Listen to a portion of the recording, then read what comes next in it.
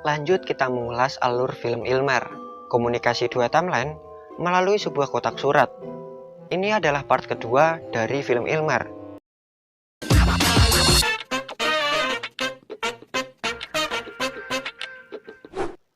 Seiring berjalannya waktu, mereka terus berkirim-kirim surat, hingga Yeonju menceritakan soal pacarnya yang berada di Amerika, yang dimana dia yakin pacarnya itu telah memiliki kekasih lain di sana. Begitu juga dengan Songyun, yang menceritakan soal ingatan masa lalunya ketika ditinggalkan oleh ayahnya ketika berumur 7 tahun, yang coba ia lupakan, yang bahkan membuatnya memutuskan untuk berhenti dari kuliahnya. Ketika temannya menanyakan alasannya berhenti, Songyun mengatakan bahwa dia benci pembuat rumah yang tak pernah pulang ke rumah. Di sini Songyun memang menyinggung soal ayahnya. Lalu pada suatu hari, saat sedang berlatih mengisi suara, Yeonju terpikirkan sesuatu ketika melihat tape recorder yang sedang ia gunakan. Dia mengirim surat pada Songyun, memberitahu tentang tape recorder hadiah dari temannya yang tertinggal ketika dia menunggu kereta. Kejadian itu terjadi pada 11 Februari 1998. Dia juga menunjukkan lokasi di mana ia selalu duduk.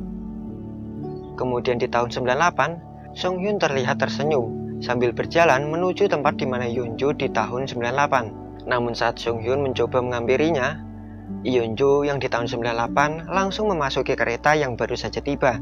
Dia melihat tape recorder yang tertinggal. Songyun sudah mencoba untuk mengembalikannya, tapi pintu kereta sudah tertutup terlebih dahulu. Songyun hanya bisa mendengarkan isi tape recorder itu, dan dia terus tersenyum ketika pertama kalinya bisa mendengar suara Yeonju. Esok harinya, di tahun 2000, Yeonju sudah mendapatkan kembali tape recordernya yang sudah dikembalikan oleh Songyun. Ketika mendengarkan dengan temannya, tiba-tiba terdengar suara Songyun yang mengatakan dia berharap Yeonju menerima tape recordernya. Di pagi selanjutnya, Songyun terlihat berlari menuju kotak surat. Ketika dia membukanya, dia mendapati sebuah penutup telinga. Dalam suratnya, Yeonju mengatakan itu sebagai tanda terima kasih karena telah mengembalikan tape yang hilang. Di akhir surat, Yeonju juga mengatakan kalau ada yang bisa dibantu, tinggal dikatakan saja. Siang harinya, saat Songyun sedang bekerja, dia ditemui oleh temannya yang mengabarkan bahwa ayahnya sedang dirawat di rumah sakit dan meminta Songyun untuk menjenguknya. Songyun terlihat bingung harus bagaimana, karena sebenarnya dia tidak ingin berurusan lagi dengan ayahnya. Tak lama setelahnya, ayah Songyun meninggal. Tentu, Songyun sangat terpukul dan menyesali semua yang telah ia lakukan. Kemudian scene berpindah di tahun 2000, Yeonju yang baru saja pulang dari rumah sakit, mengantarkan sebuah buku dan menuliskan surat yang mengatakan, meski buku itu datang terlambat, Yeonju berharap buku itu membantu Songyun untuk memahami ayahnya. Ketika buku itu dibaca oleh Songyun, ia baru tahu bahwa rumah Ilmer yang ia tempati saat ini merupakan rumah yang dibangun oleh ayahnya untuk dirinya. Seiring berjalannya waktu, mereka semakin sering bertukar surat dan bahkan saling bertukar ide cara menikmati hidup, yaitu dengan bermain di tempat bermain.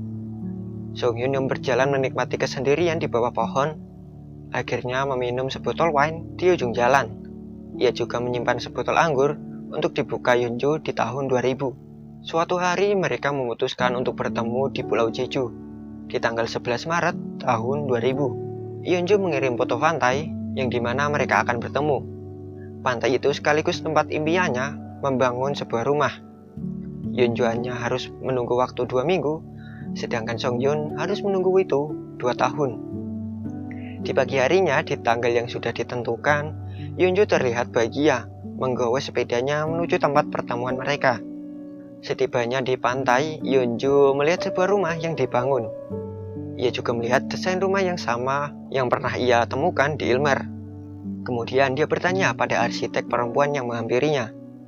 Perempuan itu mengatakan, rumah itu hasil rancangan kakak kelasnya yang ia persembahkan untuk orang yang ia cintai. Yeonju lalu pamit dan melanjutkan perjalanannya. Ia tiba di pinggir pantai dan terlihat antusias menunggu Songyun. Tapi sayang, Songyun tak kunjung datang.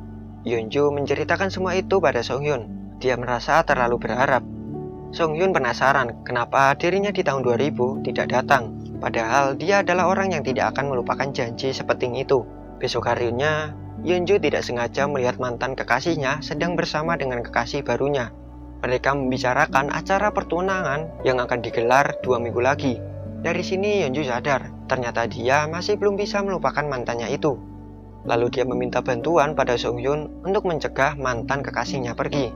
Sunghyun merasa sakit hati ketika membaca surat itu, karena dia sudah terlanjur mencintai Yeonju. Tapi akhirnya dia tetap membantu Yeonju.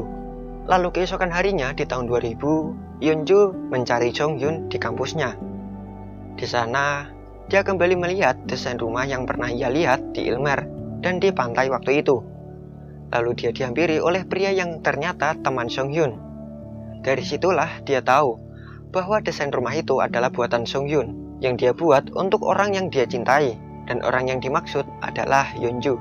Yeonju juga akhirnya tahu kalau Sunghyun meninggal ketika dia menuju ke tempat Yeonju dan mantan kekasihnya berpisah.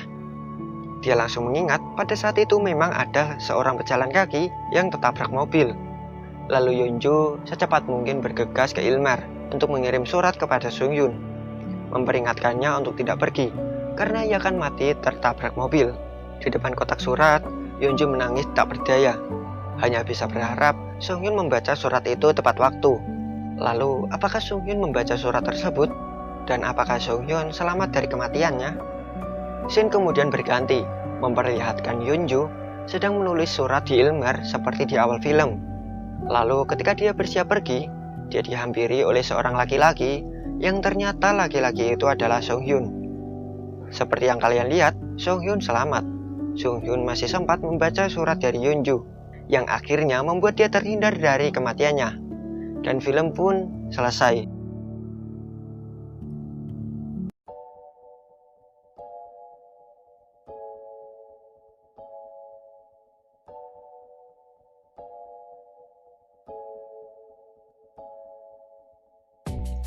Menurutku film ini menarik. Memang tidak ada yang masuk akal, ya namanya juga fantasi. Tapi karena itulah yang membuat gua semakin penasaran sama film ini. Berlatar belakang kotak surat yang juga menjadi pusat dari film ini. Film ini memiliki alur yang cukup membingungkan. Tapi lambat laun sebagai penonton pasti akan mengerti juga. Film ini sekilas hampir sama seperti anime Kimi no Na wa, yang sama-sama mempertemukan dua orang di waktu yang berbeda dan juga sama-sama menyelamatkan dari kematian. Kalian bisa juga tonton Kimi no Na wa melalui layar kanan atas kalian. Lalu, apa yang bisa kita pelajari dari film ini? Saya tidak bisa ambil banyak. Mungkin ini, stop ingat mantan. Mungkin itu yang bisa saya utarakan pada kalian.